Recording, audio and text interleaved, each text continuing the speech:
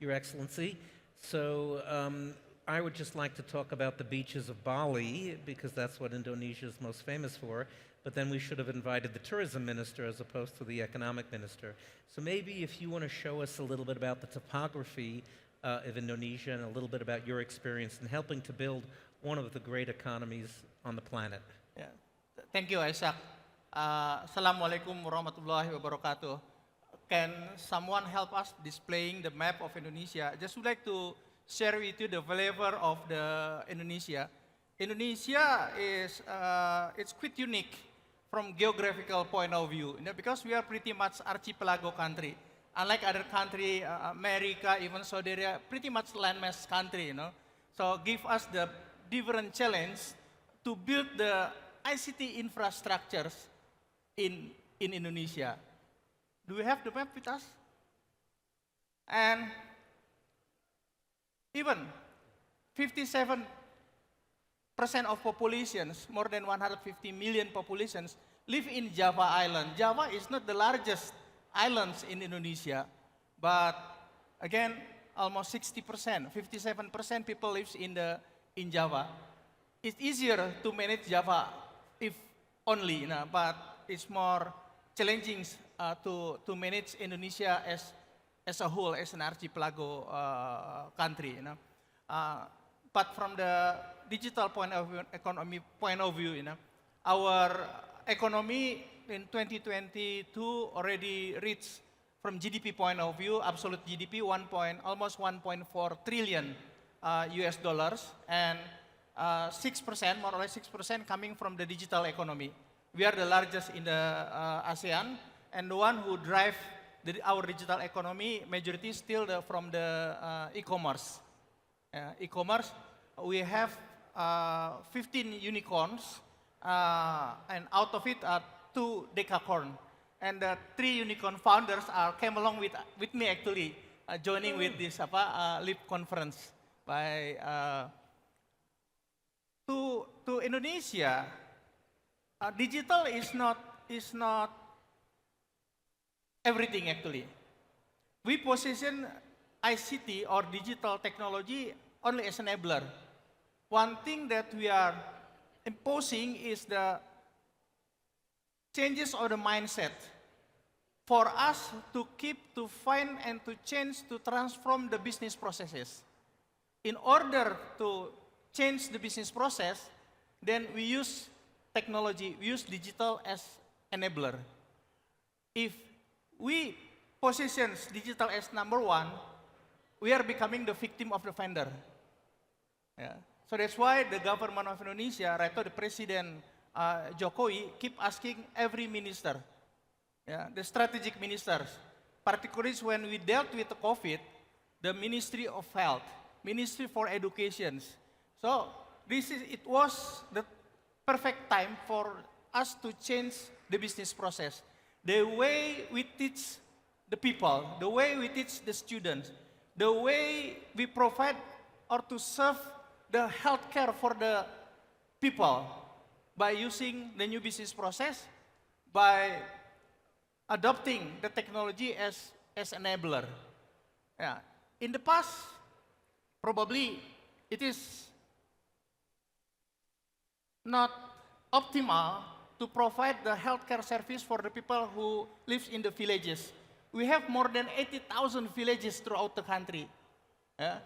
In Java and outside Java, in the remote area, in the rural area. But nowadays, services are already improved. People who are served by the health care center, this is Indonesia. Oh, take a look at this, guys. Take a look at this is one. great. So, if we manage only Java, where 50% populations of people lives in Java, it's much more be easier, And look at the remote area, and this is including the internet penetrations, just to give us a flavor, just to give us the idea, how is the challenge to manage the digital infrastructure in Indonesia. So, back in 2015, we are focusing how can we connect the whole 532 regencies, major cities throughout the country by connecting them with the broadband network transmission as a backbone. But the next issue after the backbone transmission is the access, right? And we have also planned to connect the whole healthcare services in the country.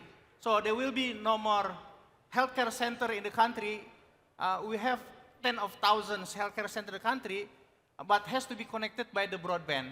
So people doesn't have to go to the city to get the healthcare service, but they can stop it in the healthcare center in the villages or something like that. But we have to provide the connectivity, information, the doctor, telemedicine, yeah, teleoperations, telesurgery, or something like that.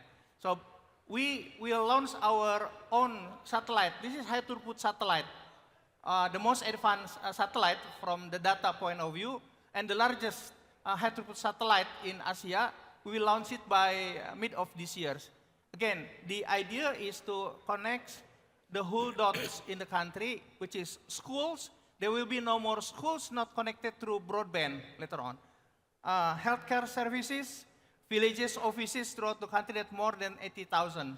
So this is very basic from infrastructure. But we are not there yet, you know. You We have are not there a yet. long way to go. We are not there, but at least we have foundations to lay out the infrastructures. So I have your card in front of me, Rudy, and it's called Nexticorn. Is the company one of the companies you chair? How did you come up with that name, and what's driving that? Okay. This is infrastructure. In the ICT, we have the